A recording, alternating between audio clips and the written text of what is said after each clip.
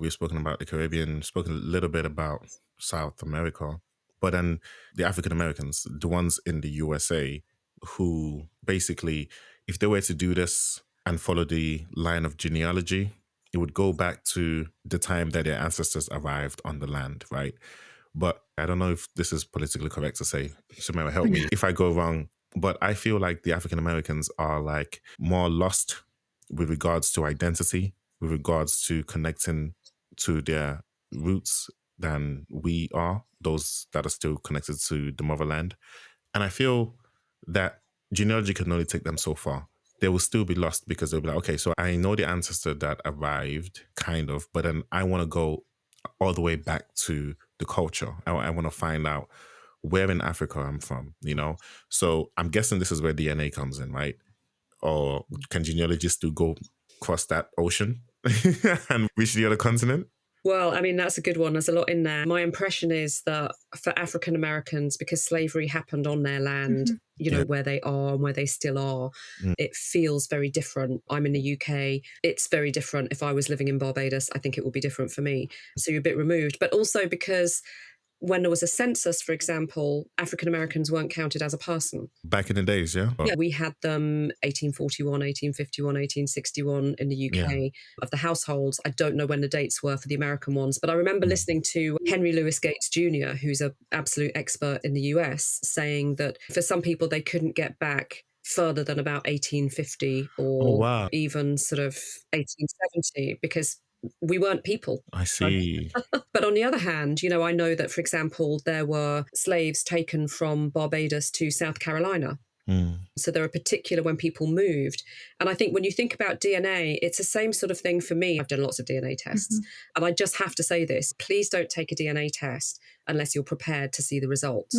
Because in genealogy, we really work on the assumption that about 25% of the fathers are not the actual biological fathers. And of course, the further you go back with different mores, different cultures and all sorts of things happening, that's more likely. I have a number of friends who've taken DNA tests and found out their father isn't their father or their mother isn't their mother.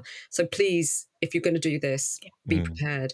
But DNA is an amazing thing. If you look at DNA, you can look at paternal, patrilineal DNA. And if you do father of father, you can actually get back thousands, if not tens of thousands of years. Oh, wow. A female has two X, has X chromosomes, a male has a Y and an X. And the Y chromosome, because there's only a little bit of it that changes. But if you trace that little bit that changes, you can trace back to different regions, different peoples, different communities.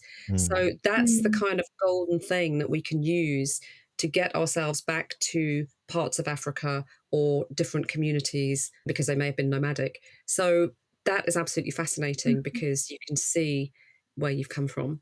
Yeah, I mentioned this to you earlier, but my fear with DNA has always been around privacy, data, putting this information in the hands of the Western corporate organizations, private organizations that own it, and what are they going to use that data to do, and how does it affect, like, oh, it's so scary. What would you say to that?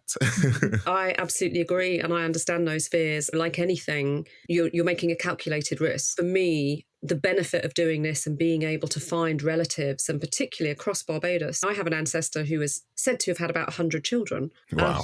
You know, so I could Genghis Khan. But I can find those matches across DNA if people have done the tests as well. And for me, I really want to do this and I'm really passionate about it. For me, that risk is there, but what I get out of it outweighs that. But you're very right. I mean, there has been a data breach in one of the companies. And if you think about this and you think about ethnic profiling, or you think about what would have happened if DNA tests had been available in the Second World War, you've got to think of the morals and the ethics of this. But again, it's a case of if you were adopted, for example, and you wanted to do a DNA test to try and find your family, then you're going to think that the benefits outweigh the risks. Yeah, definitely. I have to say there are quite strict privacy rules when you're doing DNA tests about how they're keeping the data and who has access to it and who doesn't. I need to say that, otherwise I'll never be invited to a genealogy conference again by any of the major players. Yeah, but that's something else I was going to say. You can be as specific as you want on this podcast. I'm not trying to hold anything back. When you said there was a data breach at a particular company, you could say the company's name. I don't mind. When we talk about using that data for other things, I think when we were having the discussion earlier, you told me about there was an occasion that DNA data was used to catch a serial killer in the US at some point, and people were happy about it until they realized, what? We didn't sign up for our DNA to be handed over to the police to be used for this type of thing. And I think you mentioned another one. I can't remember now off the top of my head. These types of things, I believe, is what people need to weigh up in terms of like benefit versus the risk. I think it's amazing. I think being able to do that and trace that back is amazing. And a part of me wants to do it, but then a part of me is also, actually, first of all, I don't need to do it. Luckily, I'm one of the few that didn't, not few, I'm one of the many that didn't get transported in transatlantic slavery. So I know where my ancestors are from, but I would still love to do it because even within Yoruba land, we are from quite up north in Yoruba land. So we could have been mixed with people from the Hausa side of things. We could have been mixed with the Fulani, who are a nomadic tribe all over West Africa. I would like to know more, but I'm afraid of putting all my data in the hands of those that I don't really trust, those that have done my people badly over hundreds of years. And they've proven to us through their action what they think about us. So it's like I'm giving them more power. I mean, that's just how I think about it when I'm trying to think about this.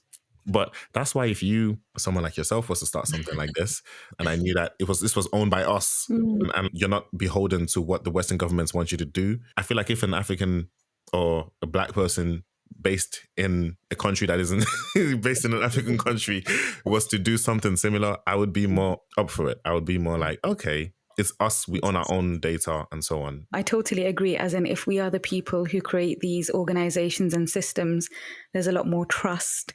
But we know from the leaders in African countries as well, and some of the corruption, that even if that data was in Africa, doesn't necessarily equate to sense of security because of the people and their experiences right now, like the disparities between people in the government and the individuals who are struggling in those countries. I just wanted to put that out there, Hamid, as like food for thought. Yeah, definitely. When we had the conversation with Kawthod, the other psychologist, I kept saying African leaders. She mentioned something about, I'm going to butcher how she said it, but basically it came down to the fact that I was like, oh my God, I didn't think about it. African leaders are probably mentally ill because they're doing things against the interests of their own people or their own kind.